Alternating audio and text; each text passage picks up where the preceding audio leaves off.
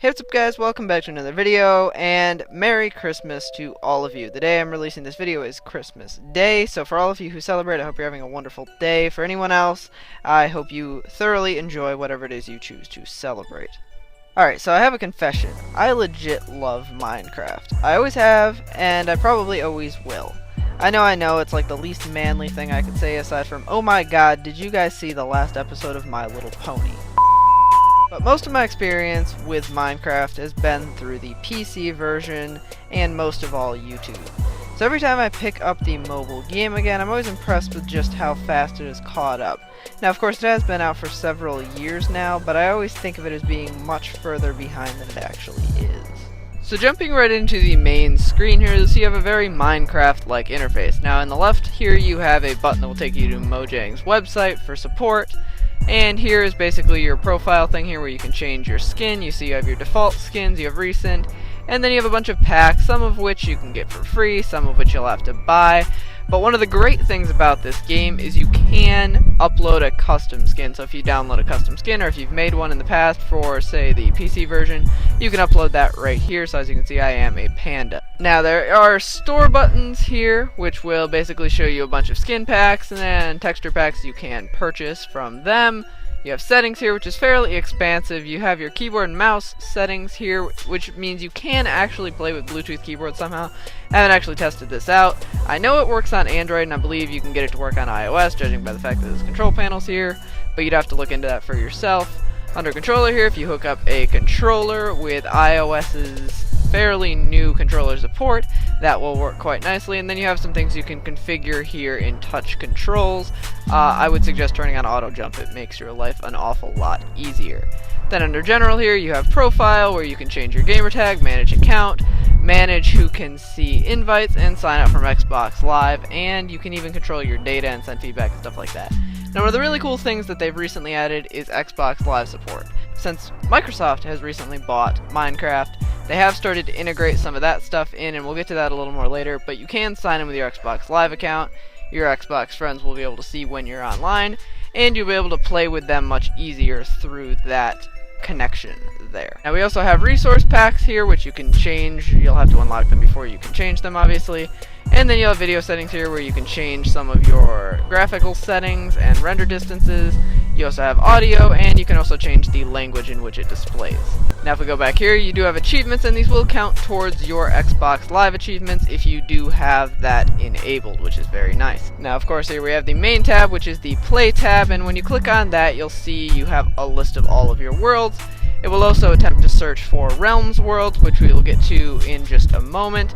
And then you also have friends. So we can click on friends here, and this will basically be where any friend servers you have saved will go, as well as any online servers you have saved will go. So you can actually connect to real online servers like PvP and building servers, just like you could on the PC version, which is really, really cool. You can go online and look at lists of IP addresses and the like and enter them in and go straight to them, which works really, really well now. This is also the screen where you will go to add friends, as you can see, but if we hop back into worlds here, you can see if you hit create a world, you can select new world or realms world, and you can also change things like this. Now these are specific worlds for the holiday season, but if you hit generate random world here, you can type in the name, you can change it from survival to creative, change the difficulty, you can turn on chest so you spawn with a chest, you can turn on always day, you can enter a seed, you can change the world type from infinite to constricted, so it will only give you like 1,000 by 1,000, or you can even make it flat if you want.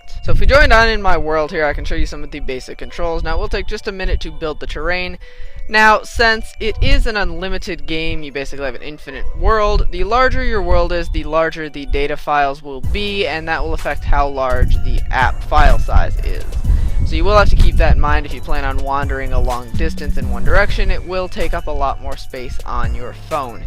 Now you see it's very familiar Minecraft, and I'm not going to get into a lot of the Minecraft details because I'm sure most of you get it, but you have your hearts, your armor, your food, all that basic stuff. You do have levels and enchanting, just like you would expect. You have your inventory here. If I can hit the little inventory button, you see that shows up. You can see your armor in here. You can craft through here. You don't have to remember any sort of recipes. You just tap on what you want and then hit create if you have the materials. And of course back to your chest. Now, of course, these are your walking controls. You can alter these slightly, but the way I have it selected right now, you have a jump button over here. You can change it so your cursor is what you break, or you can change it so you have to tap on what you want to break or interact with. So for instance, you don't have to be pointing straight at it to interact with it, but I prefer this because it's more like what I'm used to. Up at the top here, we have a chat button where it will open the chat window so you can type to anyone that is in the game. And then we have these settings here, which will give you all of your achievement settings, save and quit, resume. All of the settings are basically the same things you could get to from the main menu, just more conveniently located. And then you can see a list of who's currently in the world. Now, they have added many things like enchanting and even the end and nether from the PC and Mac version of the game, which is very, very nice. There's definitely not everything, but you definitely get all of the basics and then quite a bit more as well.